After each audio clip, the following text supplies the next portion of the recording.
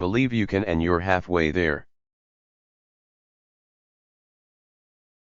Far better is it to dare mighty things, to win glorious triumphs, even though checkered by failure, than to rank with those poor spirits who neither enjoy nor suffer much, because they live in a great twilight that knows not victory nor defeat.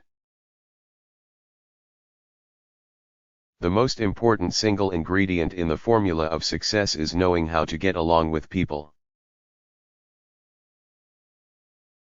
The best executive is one who has sense enough to pick good people to do what he wants done, and self-restraint enough to keep from meddling with them while they do it.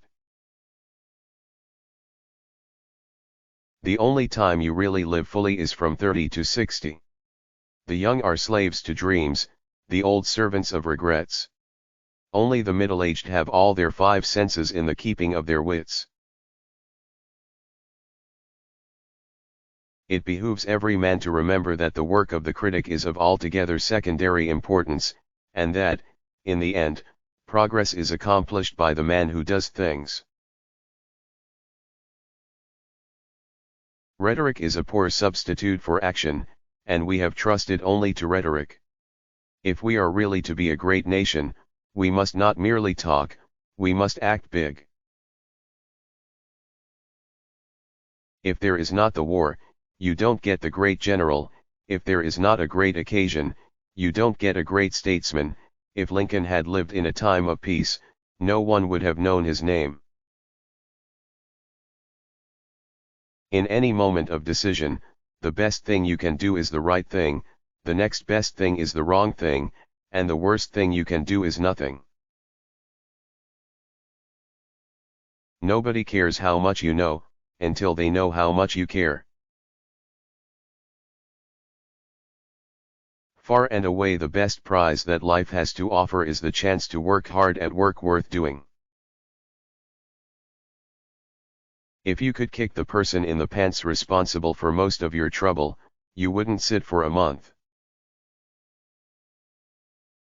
No man is above the law and no man is below it, nor do we ask any man's permission when we ask him to obey it.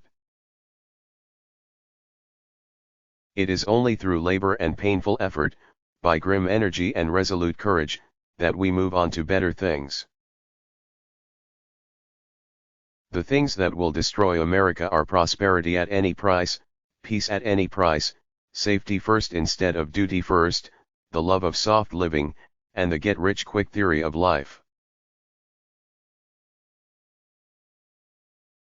The boy who is going to make a great man must not make up his mind merely to overcome 1,000 obstacles, but to win in spite of 1,000 repulses and defeats. We can have no 50-50 allegiance in this country. Either a man is an American and nothing else, or he is not an American at all. I took the canal zone and let Congress debate, and while the debate goes on, the canal does also. No man is worth his salt who is not ready at all times to risk his well-being, to risk his body, to risk his life, in a great cause. I don't pity any man who does hard work worth doing. I admire him. I pity the creature who does not work, at whichever end of the social scale he may regard himself as being.